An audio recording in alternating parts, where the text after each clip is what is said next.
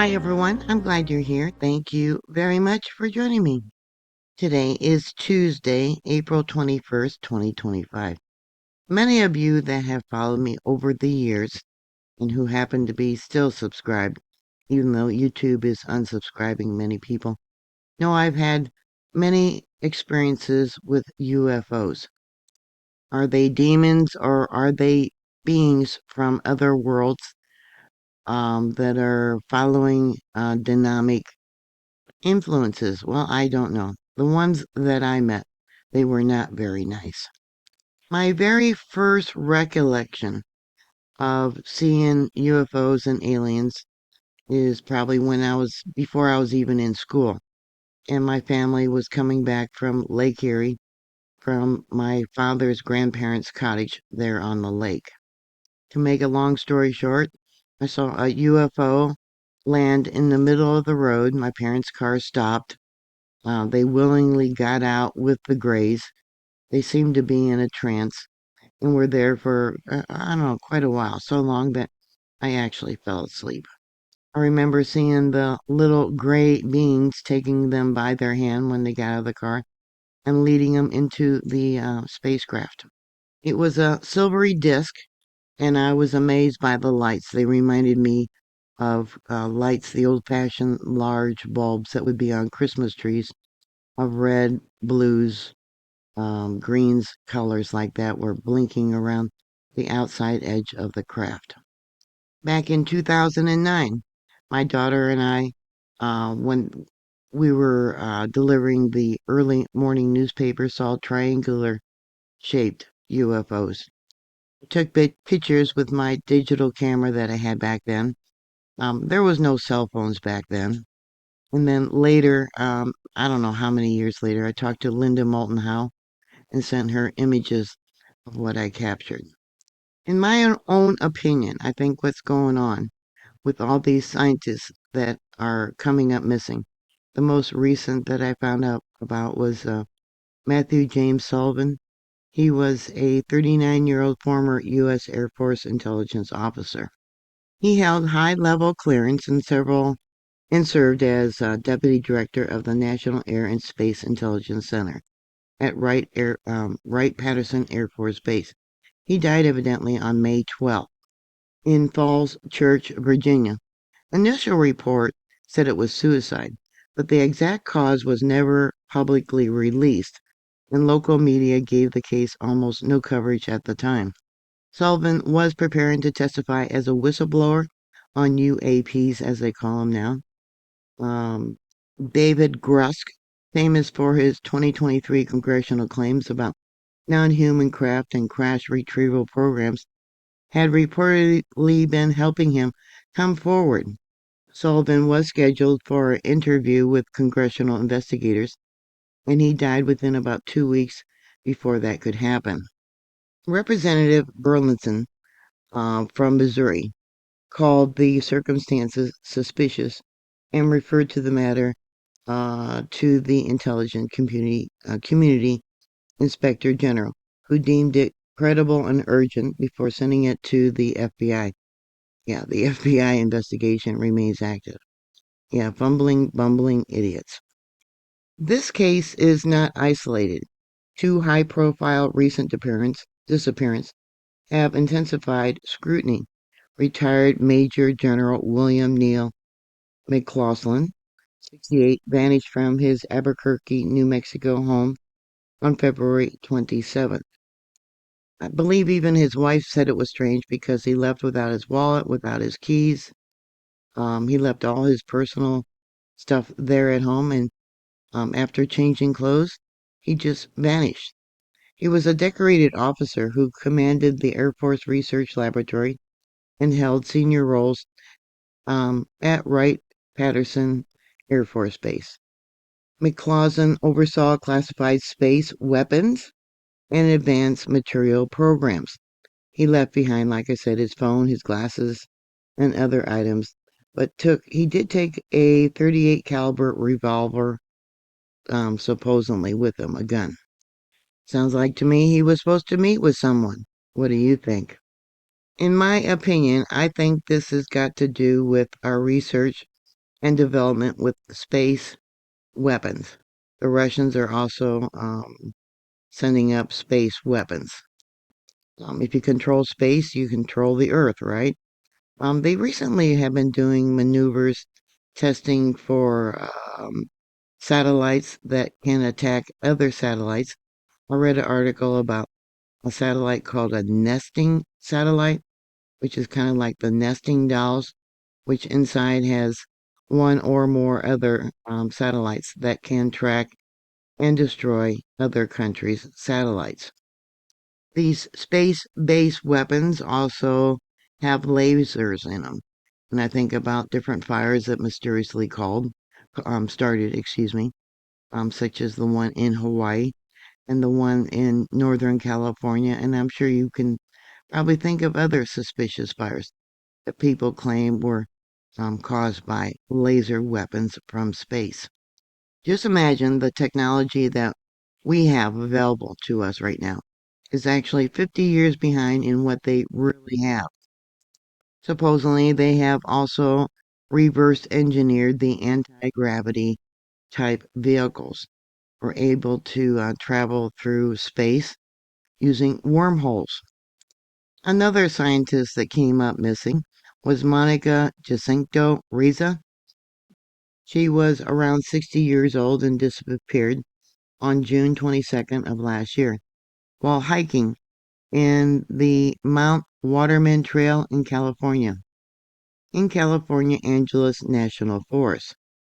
She was a materials scientist and former director of the Materials Processing Group at NASA Jet Propulsion Laboratory, JPL. She co-invented Mondaloy, a specialized nickel-based Cooper alloy used in advanced rocket engine and reusable space vehicle. Well, who else uses reusable space vehicles, right? She had professional ties to Air Force funded research, including programs linked to McCausland. She evidently disappeared in plain sight, waving to companions just 30 feet ahead before disappearing. Despite months of searches with helicopters, dogs, and volunteers, no trace has been found. I don't know why, but it reminds me of the family that I met in Lansing, Michigan, somewhere up there. I had gone there because my aunt had told me about this family that alien beings were in communication with them almost nightly. They lived on a farm, and my aunt took me out to meet them, and they told me some things that you would think were just totally bizarre. From what I remember, they had maybe two or three children. They had a barn with a light that the aliens would blink on and off, sending them messages in Morse code. The father was terrified of these beings.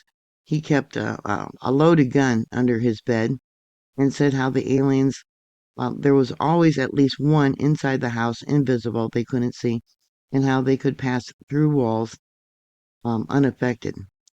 Despite Project Blue Book supposedly being no longer, the Air Force would come out to the farm about once a month and gather up his notes from the Morse code messages that were sent to them through the blinking of the light. They evidently communicated with the family this way because they knew the family was terrified of them. I wanted proof, and they said, well, if you want proof, stick around, have dinner, and I'll go upstairs because there's one upstairs, and I'll ask them to put a show on for you tonight to see the UFOs. So my aunt and I agreed, and we stayed and had dinner. And then when it got dark, we went outside and stood at the end of the driveway where you could look across and see the fields of whatever it was that they were growing. And we saw 5 UFOs. They came in silently from the right, swooping down low across the field. But I remember one went up way high when it came across the field. It went up high and just sat there.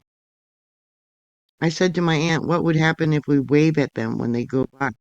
And when we waved, they blinked their lights on and off at us. as if to reply. Yeah, when my aunt and I finally did the long drive home back to Toledo, Ohio, yeah, I was constantly looking out the window and behind us because of the fright, wondering if we were being followed. That experience happened somewhere at the end of 1976, early 1977. All the broader context of the missing scientists include NASA, JPL, and Los Alamos personnel. There was an MIT plasma physicist, a Caltech astrophysicists, and contractors with nuclear ties. You know, we've been talking about putting a moon base. China has been talking about putting a moon base up there, being nuclear powered. Many of these scientists, the individuals, had top clearance in propulsion, advanced materials, or programs historically rumored to intersect with the UAP research. Congressional leaders, including House Oversight Chairman James Comer and Representative Burlinson, have sent letters demanding briefings from the FBI, Department of Defense, Department of Energy, and NASA. They cite potential national security threats if advanced adversaries like China or Russia are targeting U.S. scientists, taking our talent. But Russia also has a lot of scientists that have come up missing. President Trump has described the situation as pretty serious and said his administration is reviewing whether the events are random or coordinated. Skeptics note that high stress careers in intelligence and defense can involve mental health challenges, which causes accidents or unrelated health issues. No definitive evidence of foul play has been publicly confirmed in most cases, and some officials point to mundane explanations. Yet there are patterns concentrated among experts in sensitive fields, with sparse initiative reporting and delayed transparency. As the investigations continue, the cases underscore a stark reality. Those guarding America's deepest technological and scientific secrets may themselves be vulnerable. For now, the public awaits clarity from federal probes that could reshape how the U.S. protects its most vulnerable minds. Yeah, who is grabbing all these? Is it, I would suspect because the CIA is often involved in murders, regime changes, and things like that. But like I said, I think it's mostly got to do with space-based weaponry that's being developed. No one has any privacy anymore. They got the technology to scoop up all your emails, your text messages. They watch you on your phone, your flat screen TVs. They even got technology to watch you through the walls of your house. They even have the technology to take planes as they fly through the skies. I think of that airline flight, the Malaysia airline flight MH370 that disappeared back on March 8th of 2014. It was a Boeing 777 with 239 people on board. Many of you may have seen the image or the video of the three orbs that were flying around the aircraft shortly before it just went poof and disappeared. There was several engineers and technical staff on board, including 20 from Freescale Semiconductor, which is or was a U.S. company working on semiconductors and chips. The chips that they now make are used in radar systems, electronic warfare, satellite communications, high power amplifiers used in military radios and jamming equipment.